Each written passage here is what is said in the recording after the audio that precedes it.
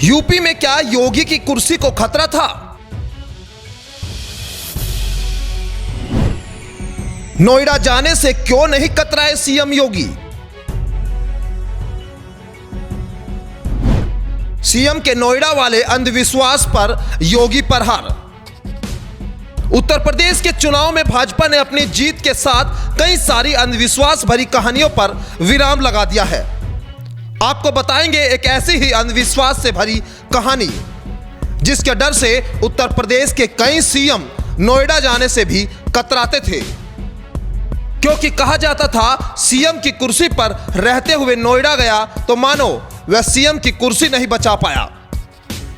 सपा सरकार में सीएम रहते हुए अखिलेश यादव कभी नोएडा नहीं गए, क्योंकि अखिलेश यादव को लगता था अगर वह नोएडा चले गए तो शायद उनकी कुर्सी भी चली जाएगी। तो वहम था कि नोएडा जाने से मुख्यमंत्री की कुर्सी चली जाती है, लेकिन अब योगी आदित्यनाथ जा रहे हैं नोएडा। देखिए, मैं जहां तक मेरा व्यक्तिगत सवाल है, अगर बिल्ली रास्ता काटे तो मैं रुक जाता हूं।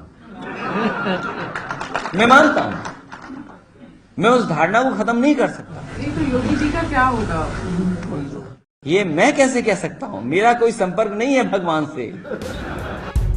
सीएम योगी ने उत्तर प्रदेश को ही फतेह नहीं किया, बल्कि अंधविश्वास से भरी ऐसी कहानियों पर भी विराम लगा दिया जो अंधविश्वास उत्तर प्रदेश में कई दशकों से चला आ रहा था।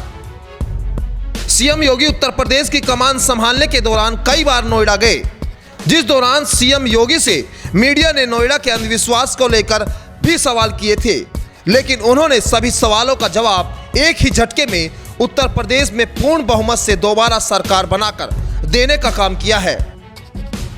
एक समय ऐसा था जब नोएडा, ग्रेटर नोएडा के बारे में कहा जाता था कि कोई मुख्यमंत्री यहां आएगा तो बहुत दिनों तक अपने पद पर नहीं बना रहेगा, और डर के मारे लोग नहीं आते थे। जिनकी ईश्वर में आस्था नहीं, लेकिन उनकी कुर्सी पर इतनी आस्था थी कि कुर्सी कहीं ना चली जाए, इसके लिए उन्होंने नोएडा और ग्रेटर नोएडा आना ही बंद कर दिया था।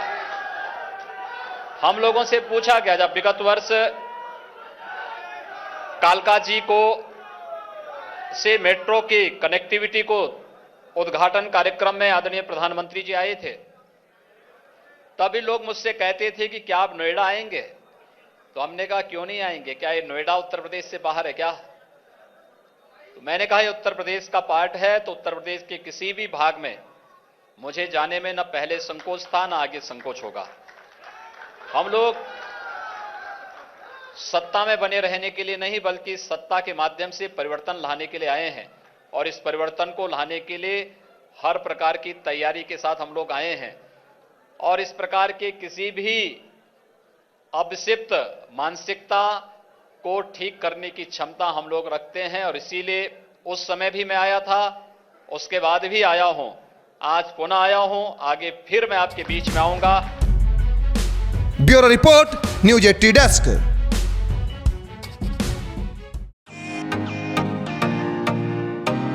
फेसबुक और यूट्यूब के बाद अब आपका पसंदीदा चैनल न्यूज 80 डेली हंट पर भी फॉलो करें।